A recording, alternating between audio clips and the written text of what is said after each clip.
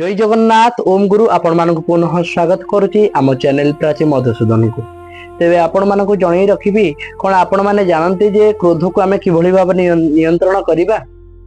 कौन आपण मैंने जानते जे क्रोध को नियंत्रण कर उपाय कौन कौन आपण मैंने जानते जे क्रोध को नियंत्रण करने को हेले आम क्यों क्यों पंथा अवलंबन करने को पड़ो तेरे आसतु जानिबा सही विषय रे एही वीडियो रे ता पूर्व जदि आपण माने YouTube जरिया देखुछंती तेबे निहाते रूप रे आपण माने वीडियो टी को लाइक करी कमेंट करी सब्सक्राइब कर देबे एवं पाखरे थिबा बेल आइकन को क्लिक कर देबे जहा द्वारा कि एही भली भाबरे नुवा नुवा वीडियो आपण मानकु मिल परिबो। तेबे आसंतु जानिबा क्रोध को नियंत्रण करिबा पई बा क्रोध को हाथ मुठारे रखिबा पई आमे कोन करिबा आवश्यक एवं कोन न करिबा आवश्यक। तेबे आसंतु आपण माने प्रथमे आमे जानिबा जे क्रोधर परिभाषा कोन बा आमे क्रोध काहा को कहिबा। तेबे आपण माने निहाती रूप रे जानिथिबे जे किभली भाबरे आज्ञा जदि गोटे व्यक्तिर क्रोध जात हुए सेही समय तार व्यवहार तार चालीचरण तार आचरण किभली होई जाए आज्ञा निहाती रूप रे आपण माने लक्ष्य करथिबे जे जेतेबेले गोटे व्यक्तिर क्रोध जात हुए सेही समय आज्ञा से व्यक्तिटी पशु प्राय आचरण करे पशु प्राय तार व्यवहार हो जाए कहीं ना क्रोध आज्ञा एक जंतु प्राय बा क्रोध होची आज्ञा गोटे पशु प्राय से आम शरीर भितर आम अजाणतरे ताहा बढ़ुची अनेक प्रकार खाद्य खाई अर्थात काम क्रोध लोभ मोह मद आश्चर्य हिंसा गर्व अभिमान यही रूपक खाद्य को से खाई धीरे धीरे आज्ञा वृद्धि हुए एवं जितेबले जिभली भाव में कह जाए बाण रे आज्ञा टिके चिंगारी बाजू बाजू ताहा फाटी जाए ठीक से भली भाव में आज्ञा क्रोध मध्य गोटे बाण बड़ी आज्ञा जेभली भाव में बाण रे टिके चिंगारी बाजिले से फाटी जाए ठीक से भली भाव में क्रोध को आज्ञा फाटिबा पई टिके चिंगारी दरकार जितेबले आज्ञा टिके निया ताको स्पर्श करे बा टिके चिंगारी ताको लागि जाए तबे निहाती रूप रे आज्ञा क्रोध थी फाटी उठे। तबे क्रोध हेउची गोटे बाण प्राय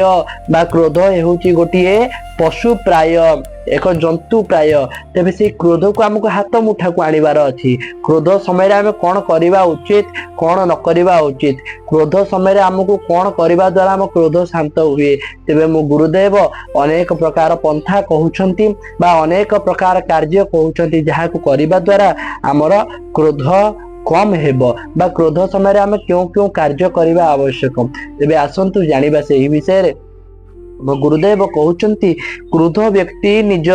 मुख छवि दर्पण रे देखिले जानिबे जे मुखमंडल केड़े भयंकर होई जाइछि एवं एहा देखि निजे क्षुब्ध होई लज्जित हेबे। आज्ञा प्रथम सोपान जे आज्ञा जो माने क्रोध करूछंती बा क्रोध व्यक्ति से माने क्रोध समय रे जाई निज मुह को दर्पण रे देखिबे देखंतु किभली भाबरे भयंकर आपण देखा जाउछंती। द्वितीय सोपान कहउछंती जे कौनसी कारण रो क्रोध उदय हेले आज्ञा हठात मुख बंद करिवे अर्थात मौन रही जिबा जेतेबेले हमको कौनसी प्रकार कार्य क्रोध आसुची तेबे सेही समय रे हमको आज्ञा मौन रही जिबा को पड़िबो काहेकि ना क्रोध समय रे अनेक लोक अनेक प्रकार कथा कहि जानती एवं आपण काहाकु जदी हानि देइथिबे हुए तो तार दाग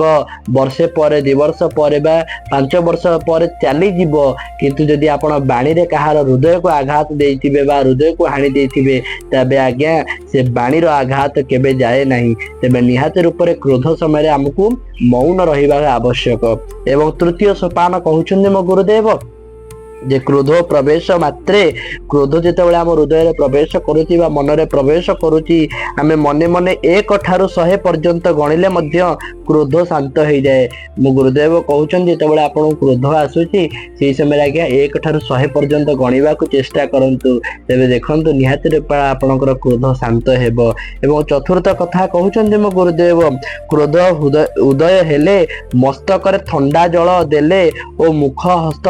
पदादि धौत कले किंबा स्नान कले आज्ञा क्रोध शांत हो जाए। आज्ञा अनेक स्थान रे गाँ गाँव रे कहती मो मुंड गरम हो जाइए आज्ञा मजा मजार लोक मैंने कही दियंती जे पानी ढाली दे ठीक से ही भली भाव में आज्ञा यही कथा को मजार नियंतु नहीं। मो गुरुदेव कहउछंती यदि क्रोध आसे बा क्रोध उदय हुए तेबे निहाती रूप में निजर मुंड रे ठंडा जल ढाली दियंतु गोड़ हाथ मुह सब धुआ धुई हो जातु एवं जदि पारुछंती तेबे निहाती स्नान कर नियंतु जहा द्वारा द्वारा कि आज्ञा टिके क्रोध शांत हो क्रोध आज्ञा गोटे जठर अग्नि पड़ी अग्नि जो भाव में उत्तप्त हो उठी जाए ताकू आमको लिभेवा पानी आवश्यक ठीक से भाव में आज्ञा क्रोधाग्नि को संतोष करने से समय आम गोटे जलर आवश्यकता तापर मो गुरुदेव अति सुंदर भाव में कहते कौन ना क्रोधी लोक मस्तक राशि तेल मालिश करेंगे आज्ञा देखु केड़े सुंदर भाव में कहते अनेक घरोई उपचार कहते जी क्रोधी ता मुंडे आज्ञा सब राशि तेल टिके मालिश करेंगे राशि तेल मालिश द्वारा आज्ञा ता मुंड टिके संतोष धारण कर राशि तेल टिके थंडा आज्ञा राशि तेल मारिबा द्वारा आज्ञा मुंड टिके थंडा रुहे तापर पुणी कौन कहते ना मु केबे क्रोधी हेबी नाही बा रागी भी नहीं एपरी प्रतिज्ञा नेबा ही उचित अर्थात कहते कौन ना एपरी प्रतिज्ञा करी उक्त प्रतिज्ञा को रक्षा करने को चेष्टा करने मध्य क्रोध दमन गोटे उपाय एभली आमे निहाती प्रतिज्ञा करबा जे आजि ठारू मु प्रतिज्ञा करूची मु आ रागिबी नाही मु आ रागिबी नाही मु आ रागिबी नाही एही प्रतिज्ञार पालन करबा मध्य क्रोध दमनर एकमात्र उपाय एवं अन्य एक उपाय कहउचंती निंदुक व्यक्ति अन्यर दोष देखाई परोपकार साधन करे एणु काहारि ठारो निज निंदा सुनिले से बोली देखाइला उपकार करूअछि से बोली देखाई उपकार करियोछि कारण एथिरे दोष संशोधित हेबो एवं एहा विवेचना कले क्रोध दूर हेबो अर्थात आमको जदि आमर कोनोसी दोष अछि आमर कोनोसी प्रकार दुर्गुण अछि जदि आमको केही जने देखौछंती तबे निहाती रूप रे आमे ता ऊपर संतोष हेबा क्रोध करिबा नाही काहे कि ना तार देखैबा द्वारा आमर सेही दुर्गुण को आमे दूर करि परिबा अष्टम एवं शेष सोपान गुरुदेव कहउचंती जे मादक द्रव्य किंबा उत्तेजक द्रव्य त्याग कले क्रोध दूर हो जाए एवं परिवेश मंतव्य यही जे भगवान अनावश्यक किसी सृष्टि करि नाहंती स्थल विशेष रे क्रोध आवश्यक हुए कि तेबे से परिस्थिति स्थले यथा संभव बिना क्रोधरे कार्य उद्धार करिबा उचित मोटामोट उपरे कहिबा को गले क्रोध जे अनिष्टकारी एहा दमन कले कल्याण कर से विशेष